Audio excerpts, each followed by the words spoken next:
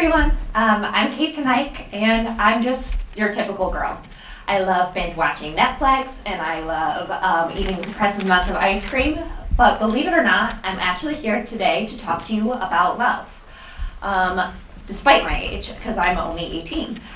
When I was 16, I fell in love with someone that I knew was dying, and his name's Charlie, and that was actually the best decision of my life.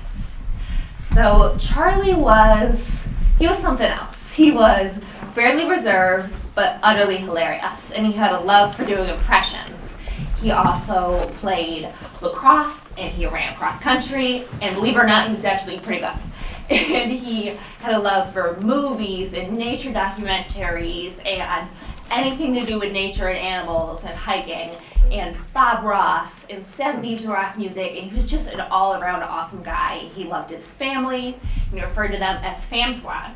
But when he was 14, he got some news that he wasn't expecting. He was expecting to live a long, happy life, but he was told he had a brain tumor. It was called DIPG, which is a brain tumor on your brainstem that is inoperable, and according to DIPG.org, it has no chance to survival. DIPG affects pretty much every aspect of your everyday life. It affects your balance, it affects your eyesight, it gives you migraines, it makes you nauseous, and it is just devastating. So after he received this devastating news, everyone would come up to Charlie almost every day and be like, "Charlie, you're such a hero, like, you're so great," and he would tell them, "That's not the case." He goes, "I'm just a regular guy who just had to endure something really awful." So I met Charlie in kindergarten, actually. We've known each other our whole entire lives. He lives 3 streets away from me, and so we just known each other a long time. So when he got sick, I decided to go over and bring him some of my homemade fudge, because I'm thoroughly convinced that I make the best fudge in the whole entire world. And I was like, perfect, we found a cure. So I drove over and I brought it to him, and I would just check in on him every once in a while just because I was worried. And so about a year after I brought him the fudge, he reached out to me, and he told me that I was kind and that I was loving and to never change. And that was the most genuine compliment I had ever received. And I could tell that he really meant it. And so we started to get really close. We texted a lot, and I could tell I was starting to develop some feelings, but I was like, that's frightening, like, we gotta cut that off. And so I was like, but I asked him to hang out after he got back from his treatment in Mexico, and he agreed. So we went and we saw The Glass Castle at our local movie theater, and we just had an awesome time. He was just so funny, and we could talk freely, and conversation was easy, and it was flowing. He just really could make me laugh. After that day, I had to realize I had to stop denying my feelings, because I didn't want to live with any regret, and I realized I had to tell him. But I was terrified because it's really scary when you start falling for someone that you know is 100% going to die, especially when you're only 16. So I realized there was only really 3 ways that he could go if I told him that I liked him. He could say he did not like me, and we wouldn't be friends, and it would be really awkward. He could tell me that he did like me, and but he didn't want to date because he was so sick. Or he could tell me that he liked me and he wanted to give it a shot. So I realized I just could not live with the regret of not knowing what could have been, because I had never felt that way before. He made me giddy, and he made me laugh, but at the same time I felt safe, and I felt comfortable, and I felt something I'd never felt before. So I let him know. And he let me know that he liked me too. And from there, we started dating. So Charlie and I had a really awesome relationship. We became best friends and the loves of each other's lives. We did lots of things together. We watched so many nature documentaries, which I think are boring, but he thought were the most amazing thing ever. We would go out to breakfast. We made crullers one time. We went to the Make-A-Wish ball. We would watch so many movies. We watched Bob Ross, and we just spent a ton of time together, and we just connected on another level that I had never felt before. And I think it was just a combination of our more mature personalities and this vitality that we fell in love very quickly. But it was hard. It was a really difficult relationship because it was riddled with walkers and him going to Mexico for treatment and morphine and just cancer things. And I would have panic attacks whenever I didn't hear back from him for a few hours because I'd convinced myself that he had died. And that was really rough, but he was worth it.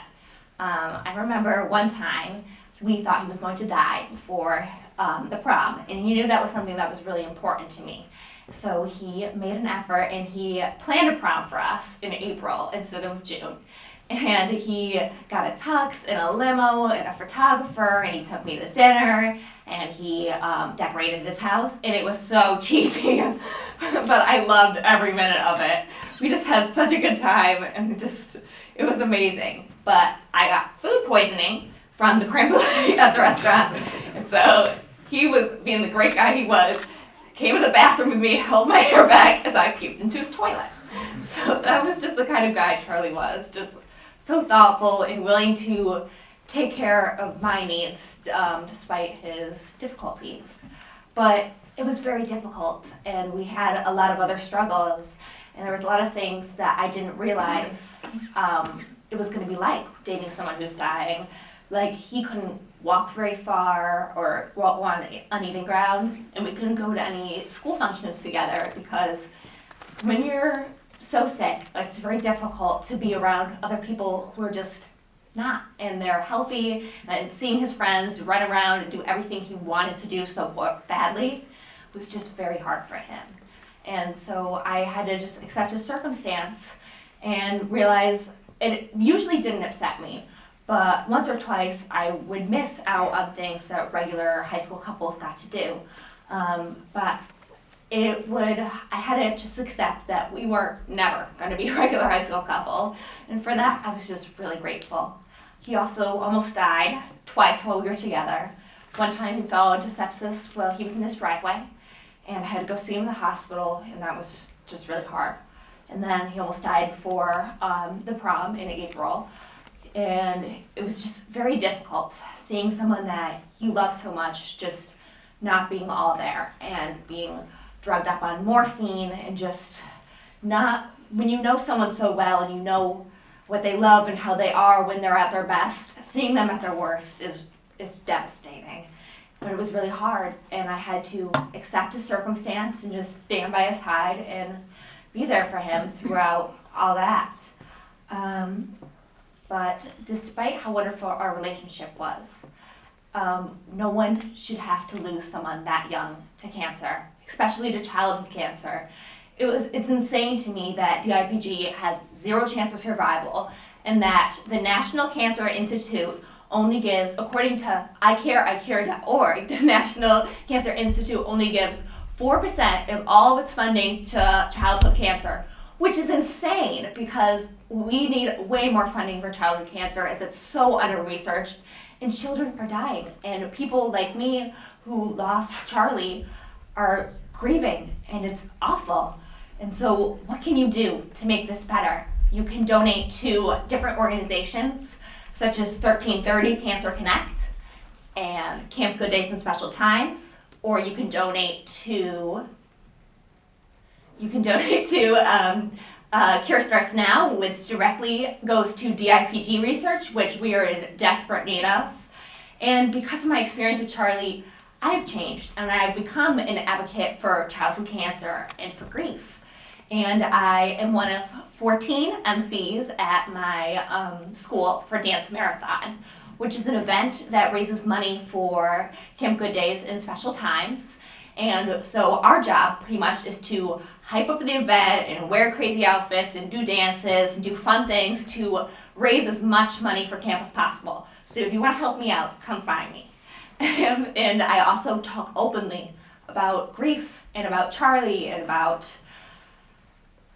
love and how it was, because grief is a secret and no one talks about the people they love that passed, and I don't think that's okay. I think we should be able to talk openly about the people that we love that aren't with us anymore. And I came here today to come advocate to you about why you should take a chance on love despite the circumstance. So you should take a chance on love despite the circumstance, because you're gonna live with the regret. And I know that I was young when I fell in love with Charlie, and that's very hard to comprehend that I have such an understanding of love because of my age, because I was only 16. But Charlie and I, because of his fatality, we had so limited time, we had to push aside the stigma and the drama and all the stuff that doesn't matter and just focus on connecting with each other. And it was the most genuine connection of my life.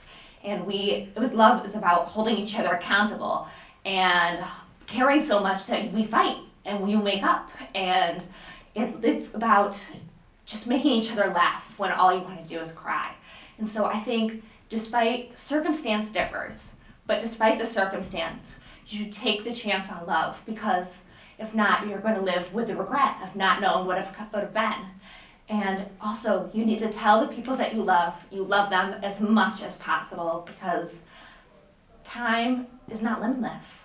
And you need to go and tell everyone you love that you love them. And I did that with Charlie every single day. I must have drove him crazy. Every day I was like, I love you, I love you, I love you, I love you, I love you. And he was like, shut up, Kate. And I was like, well, you're going to appreciate this later. And so that's so important. And because of by taking the chance on Charlie despite his circumstance, I'm the luckiest girl in the world to have given so much love and received so much love in return. And I have no regrets. Thank you so much.